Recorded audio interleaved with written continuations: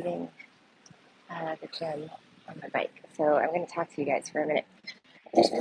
No, first of all, before I say anything else, thank you to everybody for your support that has been kind and understanding and gracious. I have not been able to read the comments on the video about my parents yet and all of that, the family video.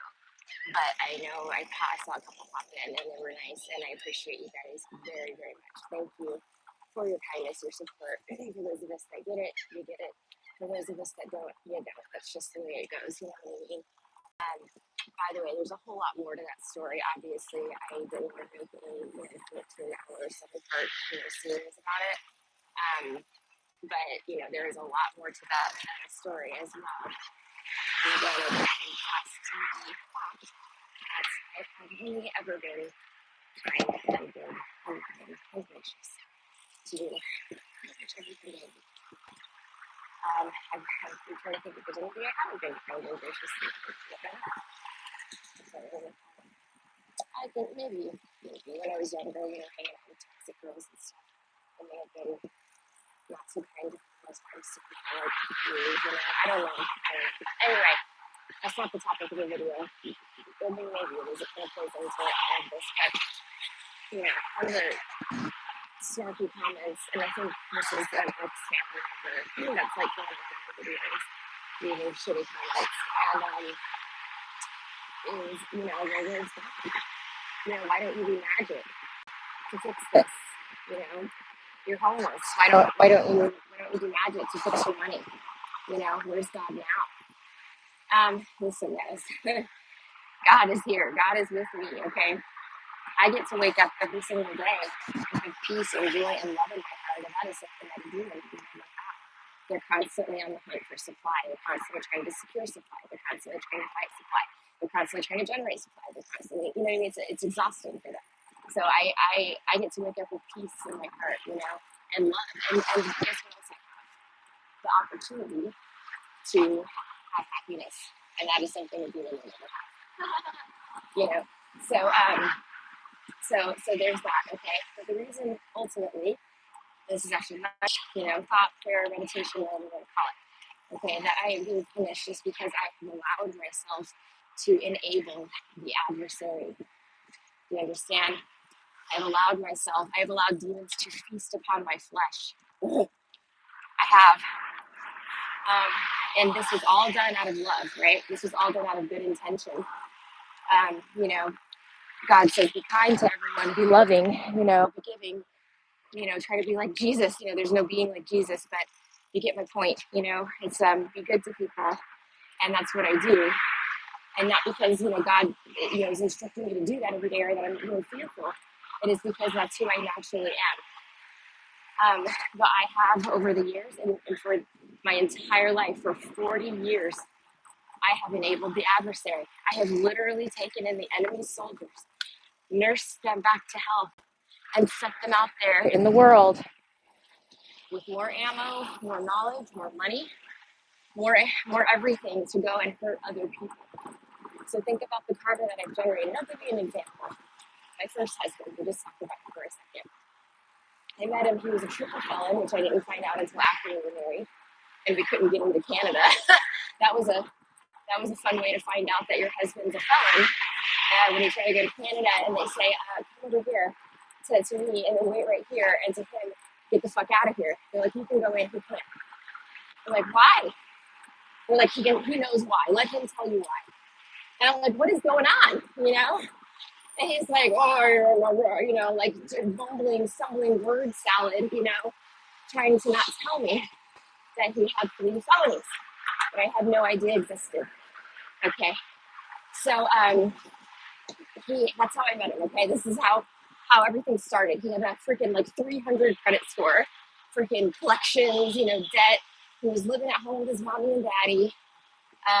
He had been fired from AOL. This was back in AOL days, guys, because he lied about his felonies, and they found out. And he gave me some other random excuse as to why he had been fired. But we ended up working together at a private law firm, and they didn't run background checks apparently, or they just didn't care about his felonies. They probably just didn't care about him because the guy I worked for was pretty paranoid. Anyway, Anyway, anyway, uh, I brought him into my life. You know, I put him on all of my credit cards to raise his credit score, paid off his debt. We, at 24 years old, I worked 3 jobs, which I have always worked multiple jobs. I worked 3 jobs to save up $10,000 for a down payment on a house that he wanted. He wanted to build this house, out in the country. He's got to have, it's ego, nice things, nice things, nice new house, brand new house. So at 24, yep, built my first house. He was part of it. Of course, he worked as well. But got him into a position over the course of however long we were together between dating and marriage, start to finish. I want to say it was 7 or 8 years. Got him into, a really good place in life. We had it all materially, beautiful house, cars, a boat, a great boat that I miss and loved.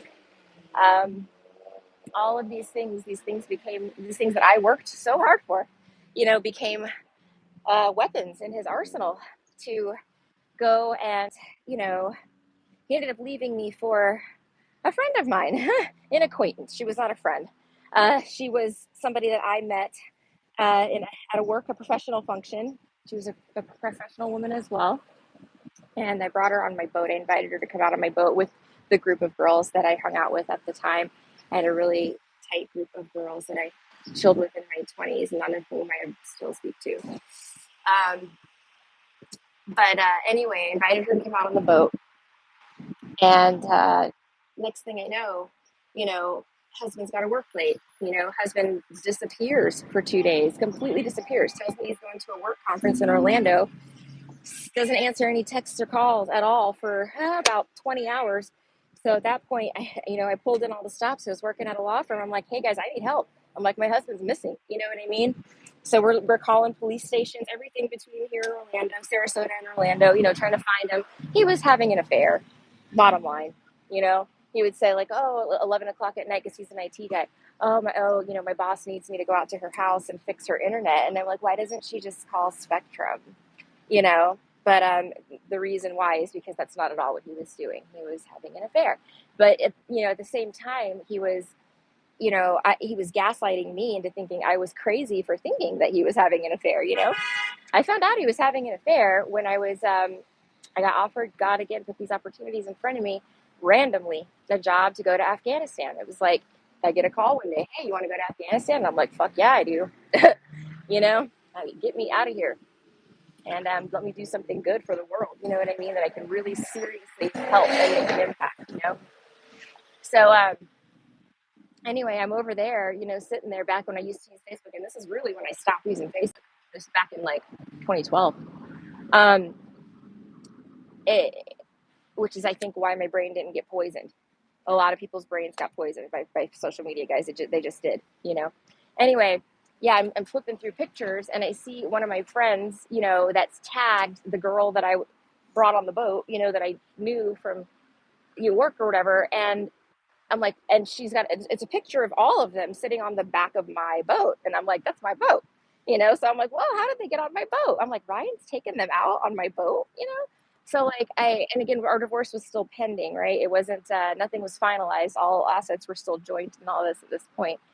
And I don't know why I'm getting into this part of the story, guys. But anyway, the way I found out he was having the affair was through Facebook. It was I accidentally clicked on a picture or saw a picture that this girl was tagged in. And then I messaged him and said, hey, what are you doing? You're taking all these girls out on the boat. And then I realized like, oh my God, I started clicking through and it became very apparent that they were public with their relationship.